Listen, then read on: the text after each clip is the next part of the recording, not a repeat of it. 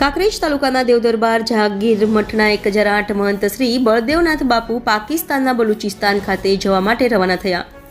મળતી માહિતી પ્રમાણે કાંકરેજ તાલુકાના વાઘેલા રાજપૂત જાગીરદાર સમાજની ગુરીગાદી એવા દેવદરબાર જહાંગીર મઠના 1008 મહંત શ્રી બળદેવનાથ બાપુ અમદાવાદ એરપોર્ટ પરથી પાકિસ્તાન જવા રવાના થયા હતા અને ત્યાં બલુચિસ્તાનમાં આવેલ સિંધ પ્રાંતમાં શ્રી ઓગળજી મહારાજના પગલાની પ્રતિષ્ઠા મહોત્સવ પ્રસંગે હાજરી આપીને શ્રી હિંગળાજ માતાના દર્શનાર્થે જશે. ત્યારે અમદાવાદ એરપોર્ટ પર બાપુને ફુલાર પહેરાવી પુષ્પ વર્ષા કરીને આન બાન શાનથી સન્માન કરાયું હતું.